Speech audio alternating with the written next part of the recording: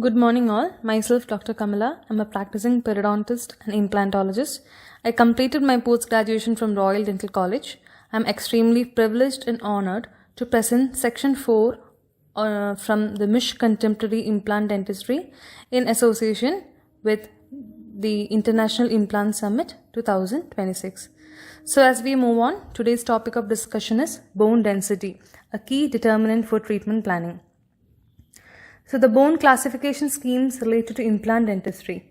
An appreciation of the bone density and its relation to oral implantology has existed for almost 50 years. Linko and Charvey in 1970 classified bone density into three categories. Class 1, bone structure. This ideal bone type consists of evenly spaced trabeculae with small cancelled spaces. Class 2 bone structure.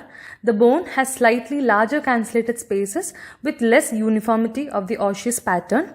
And Class 3 bone structure, where a large marrow-filled spaces exist between the bone trabeculae. In 1988, Misch proposed 4 bone density groups independent of the regions of the jaws based on macroscopic cortical and trabecular bone characteristics. The regions of the jaw with similar densities were often consistent. Suggested treatment plans, implant design, surgical protocol, healing, and progressive loading time spans have been described for each of the bone density type. Following this regimen, similar implant survival rates have been observed for all bone densities. Moving on to the Misch bone density classification. Dense or porous cortical bone is found in the outer surface of the bone and includes the crest of an edentulous ridge. Coarse and fine trabecular bone types are found within the outer shell of the cortical bone and occasionally on the crestal surface of an edentulous residual ridge. These 4 macroscopic structures of bone may be arranged from least dense to the most dense as described by Frost. In combination, these 4 increasing macroscopic densities constitute 4 bone categories described by Misch as D1, D2, D3 and D4 located in the edentulous areas of maxilla and mandible. The regional locations of the different densities of cortical bone are more consistent than the highly variable trabecular bone. D1 bone is primarily dense cortical. D2 has dense to porous cortical on the crest and within the bone has coarse trabecular bone. D3 bone types have a thinner porous cortical crest and fine trabecular bone in the region next to the implant. D4 bone has very little to no crestal cortical bone. The fine trabecular bone composes almost all of the total volume of the bone next to the implant. A variety of soft bone with incomplete mineralization and large trabecular spaces may be addressed as D5 bone. This bone type is most often immature bone in a developing sinus graft. Misch bone density classification scheme. Kindly refer table 18.1. D1 is described as dense cortical bone, which is an analog of oak or maple wood, which typically they are found in the anterior mandibular region. D2 bone is described as porous cortical and coarse trabecular, which looks very familiar with the pine or spruce wood and most commonly found in the anterior mandible, posterior mandible and the anterior maxilla. D3 described as a porous cortical and fine trabecular bone, which looks very similar to the balsa wood, is most commonly found in the anterior maxilla, posterior maxilla and the posterior mandible. D4 also known as a fine trabecular bone, which looks very similar to the styrofoam, most commonly found in the posterior maxilla and the anterior mandible. And D5, also known as the osteoid, looks like a soft styrofoam, which is described as poorly mineralized bone graft. Moving on to the next topic, determining the bone density. The bone density may be determined by various techniques, including tactile sensation during surgery, the general location or the radiographic evaluation using a CBCT.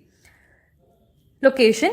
A review of the literature and a survey of completely and partially edentulous patients post-surgery indicated that the location of different bone densities often may be superimposed on the different regions of the mouth.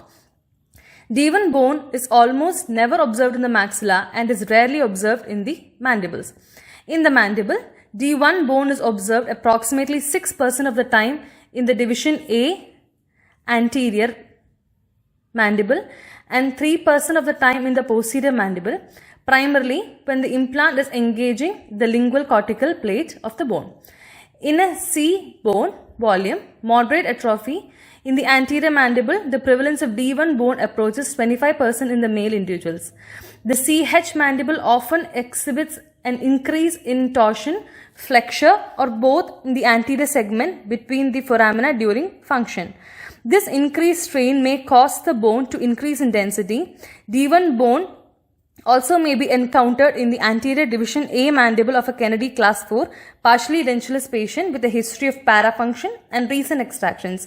In addition, D1 bone has been observed in the anterior or posterior mandible when the angulation of the implant may require the engagement of the lingual cortical plate. The next topic is bone density and bone implant contact percentage. The initial bone density not only provides mechanical immobilization of the implant during healing, but after healing also permits distribution and transmission of stresses from the processes to the implant bone surface. The mechanical distribution of stress occurs primarily where bone is in contact with the implant. Open marrow spaces or zones of unorganized fibrous tissue do not permit controlled force dissipation or microstrain conditions to the local bone cells. Because stress equals force divided by the area over which the force is applied, the less the area of bone contacting the implant body, the greater the overall stress, and all other factors being equal. Therefore, BIC percent may influence the amount of stress or strain at the interface. Misch noted in 1990 that the bone density influences the amount of bone in contact with the implant surface not only at the first stage of surgery but also at the second stage, uncovery, and early prosthetic loading. The bone implant contact percentage is significantly greater in the cortical bone than the trabecular bone. Moving on to treatment planning. There exist 4 key principles that help from the basis for treatment plan modification in function of the bone quality. The first one, each bone density has a different strength. Point 2, bone density affects the elastic modulus. Point 3, bone density differences result in different amounts of bone implant contact present, and the bone density differences result in a different stress by strain distribution at the implant bone interface when implants are loaded. Therefore, bone density is an implant treatment plan modifier in several ways: prosthetic factors, implant size, implant design, implant surface condition, implant number, and the need or method of prosthetic progressive bone loading. Treatment plan modification for decreased bone density. Bone density is equals the implant surface area, that is the stress is equal to the force by area. Decrease force, ideal implant position, decrease parafunctional force, favorable opposing occlusion. Point B, increase surface area, then an increase implant number, increase in implant size, that is an increase in the implant diameter, and ideal implant surface and design. With that, we come to the end of this chapter. Moving on to the next, treatment plans related to key implant positions and implant number. Misch developed a treatment plan sequence to decrease the risk for biomechanical overload consisting of the following. First one, development of the prosthetic design, then evaluation of patient force factors, determination of bone density in the edentulous sites, determination of key implant positions and implant number, determination of the implant size, and determination of the available bone in the edentulous sites. In this chapter, we will discuss the key implant positions and related treatment planning principles for an implant prosthesis to reduce the biomechanical stress of the system. Key implant positions rules for a fixed implant prosthesis. The position of dental implants within the arch is crucial to long-term success. Some implant positions are more critical than others in regard to force reduction. For a fixed prosthesis, 4 general guidelines have been postulated to assist the clinician in treatment planning.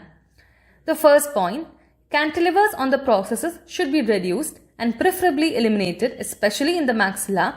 Therefore, the terminal abutments in the prosthesis are key positions. Point 2, more than 3 adjacent pontics should not be designed in the prosthesis. Point 3, The canine and the first molars are key positions, especially when adjacent teeth are missing. And the last point, the arch is divided into 5 segments. When more than one segment of an arch is being replaced, a key implant position is at least one implant in each segment. Kindly refer figure 19.2. A cantilever on 2 implants may be